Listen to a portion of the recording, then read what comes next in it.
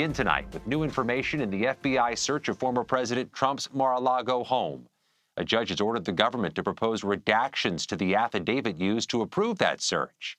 The Justice Department will have 1 week to submit those proposed redactions, though it's also possible both sides or either side appeals and further extends the deadline. In the hearing, the judge said he was open to unsealing parts of the affidavit. The Justice Department also revealed the investigation is still in its early stages. Attorneys for multiple media organizations, including CBS News, pushed for the release of the affidavit at the hearing. They argue the document would help the public understand the reasons for the search. For more on all this and all the developments, Nicole Sganga joins us now. She's CBS News' Homeland Security and Justice reporter and was in the courtroom today. So, Nicole, break down what else the judge said, what else we know about the possible unsealing of this affidavit. Scott, it's good to be with you. Here's the top line. Judge Reinhart saying he is not prepared to find that the affidavit should be fully sealed. That is what more than a dozen media organizations and their counsel were hoping to hear today, saying that portions could presumptively be unsealed. Now, whether or not the redacted affidavit turns out to be what Judge Reinhart referred to as meaningless gibberish, he says that is not on him. So if this comes out looking like Swiss cheese, the judge says that's up to somebody else. But what is clear is that the government has 1 week to turn in its redacted version of this key document that could reveal details into why FBI was authorized to search the former president's Mar-a-Lago home. Now, in a bit of a kumbaya moment, the judge in this case saying that everyone seems to agree on the law here. What is up for debate is how the law should be applied in this case, and everyone agreeing that there was a heightened public interest, of course, in this investigation. That meant, on the side of the media organizations, that the judge conceded the public should have as much information as the court deems appropriate, but perhaps to the favor of the U.S. government here, the judge said, well, this cuts the other way, too. It also means there's a public interest for an untainted investigation to proceed. One thing is clear, Scott, though, the judge holds a lot of power here. Counsel on both sides referring to him as the gatekeeper. He will ultimately decide just how much of this document the public sees. Of course, the media considering this a partial win today. All of the counsel seem to be quite happy. But keep in mind, the judge also made clear to Chuck Tobin, one of the attorneys representing the media organizations today, that he gets paid to say no sometimes. An interesting argument the media organizations are making at a fundamental level, that they need, or the release of this affidavit is warranted because so much of the information about the investigation has surfaced in the press. How did the judge respond to that?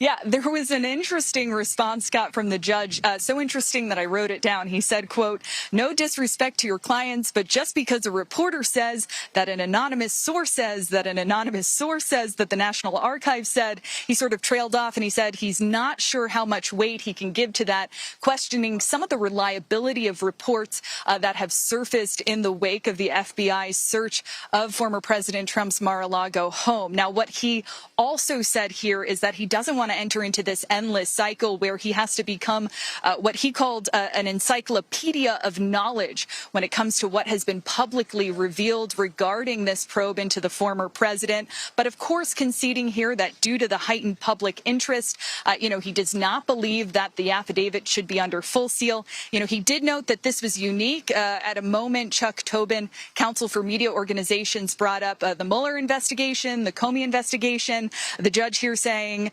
all I'm dealing with today is what has come before me. And what has come before this judge, at least, is an unprecedented and historic investigation of a former president, Scott. What did we learn about the investigation? There were some puzzle pieces that came out of this process. What can we learn from those? Yeah, Scott, you mentioned it earlier. One of the key takeaways was that we are still in the early stages here, and counsel for the U.S. government pointing out that, this is kind of still open. That's the word they use, that we are less than 2 weeks away from that FBI search of Mar-a-Lago. The court also unsealed DOJ's application for the Mar-a-Lago search warrant, and we did learn some interesting things there. 3 potential violations of federal law were revealed in those newly unsealed unsealed documents, including willful retention of national defense information, concealment or removal of government documents, and lastly, obstruction of a federal investigation. Now, that last one was a driving factor here in the decision to sign that search warrant by Judge Reinhart.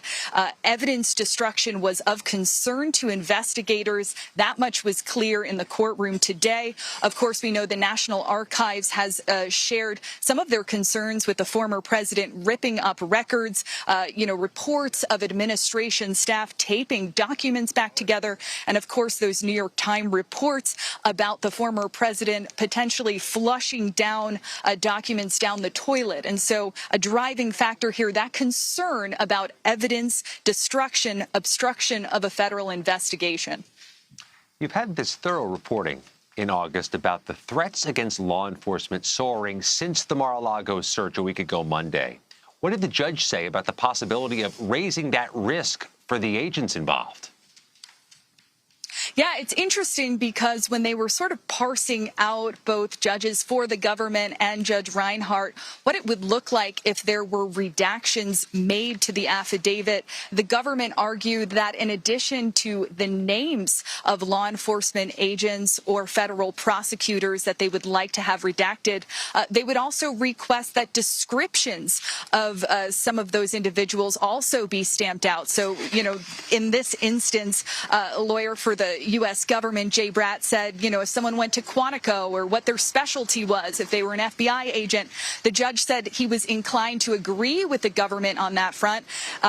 In fact, Jay Bratt went on to say that because of so much amateur sleuthing that occurs, his concern is with members of the public finding details within the affidavit and using it to track down government officials that might be involved or connected in some way to this investigation, in addition to witnesses who have actively cooperated with the federal government. Now, we should point out, Scott, that this is a judge who is intimately familiar with this kind of doxing or public sharing of personal information.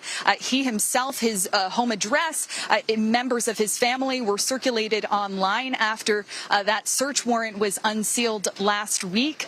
He now has a lot of protection by U.S. Marshals. And so, although the judge here agreeing, I'm sure, based on the law here, based on some of the concerns that were expressed by the defense, this is also a judicial official who knows firsthand what some of the consequences would be of unsealing descriptions or names, perhaps, that are sensitive in this affidavit.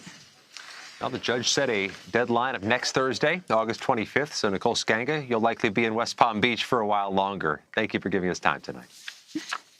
Thank you.